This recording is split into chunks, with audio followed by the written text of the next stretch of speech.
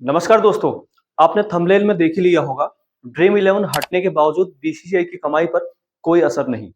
कमाई का अनुमान करीब 8,963 करोड़ रुपए और सिर्फ ब्याज से कमाई 1,500 करोड़ रुपए। अब सवाल यह है, स्पॉन्सर चला गया, कुछ रेवेन्यू घटा भी, तो फिर भी बीसीसीआई यानी कि भारतीय क्रिकेट कंट्रोल बोर्ड पैसे कैसे कमा रहा है?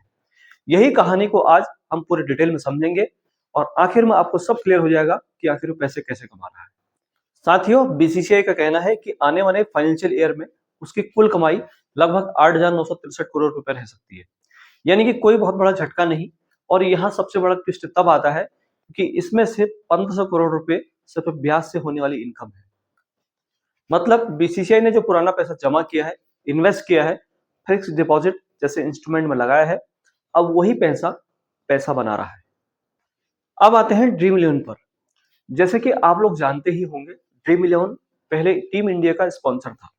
रेगुलेशन और कानून से जुड़ी वजहों के बाद उन्होंने बीसीसीआई के साथ अपनी डील छोड़ दी। सामान्य तौर पर सोचा जाए तो स्पॉन्सर गया, नुकसान होना चाहिए था, लेकिन ऐसा नहीं हुआ। आखिर क्यों?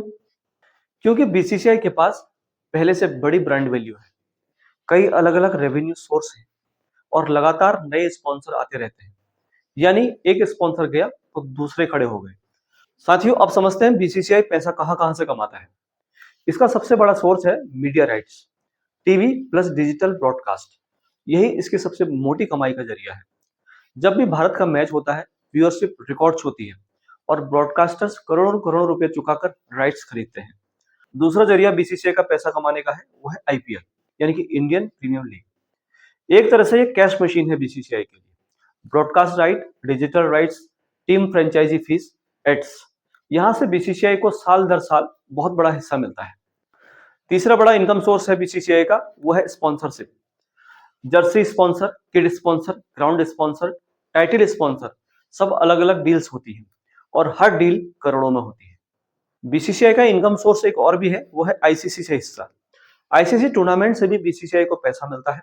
हालांकि इस बार ये हिस्सा थोड़ा कम बताया गया है, लेकिन फिर भी कुल कमाई पर बहुत बड़ा असर नहीं पड़ा इससे। अब आते हैं सबसे बड़े दिलचस्प हिस्से पर, जो है इंटरेस्ट इनकम, यानी कि 1,500 करोड़ रुपए की इंटरेस्ट इनकम, वो भी बीसीसीआई ने कमाई। बिना मैच खेले, बिना एड बेचे, सिर्फ निवेश का इंटरेस्ट से। बीसीसीआई के पास पहले से ही हजारों करोड़ रुपए का फंड है। इसी पैसे को सही जगह लगाया गया और अब हर साल उस पर मोटा ब्याज आता है साथी। यानी पैसा पैसे को पैदा कर रहा है। यही वजह है कि ड्रीम 11 हट गया, फिर भी बीसीसीआई की कमाई स्टेबल दिख रही है। अब बात करते हैं पिछले कुछ सालों की। बीसीसीआई का जनरल फंड लगातार बढ़ता गया है। हर साल सरप्लस यानी बचत बनती है और वही पैसा फिर से निवेश में चला जाता है। इससे क्या होता है, आइए जानते हैं। इससे बोर्ड पर दबाव कम होता है, खिलाड़ियों के कॉन्ट्रैक्ट मजबूत होते हैं, बड़े टूर्नामेंट खर्च करना आसान होता है और सबसे बड़ी बात, कोई एक स्पॉन्सर जाए तब भी सिस्टम रुकता नहीं है, चलता रहता है। लेकिन यहाँ एक बड़ा सवाल उठता है साथियों, इतना पैसा तो ग्रासरूट क्रिकेट, छोटे खिलाड़ियों और छोटे शहरों के स्टेडियम पर कितना खर्च होता है? यही वो पॉइंट है जहां बीसीसीआई पर अक्सर सवाल उठते हैं।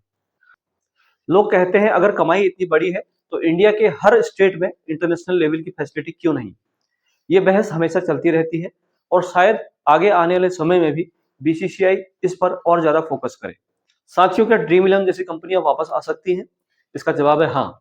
अगर नियम और रेगुलेशंस बदलते हैं या नए ऑनलाइन प्लेटफॉर्म आते हैं तो स्पॉन्सरशिप फिर से बन सकती है।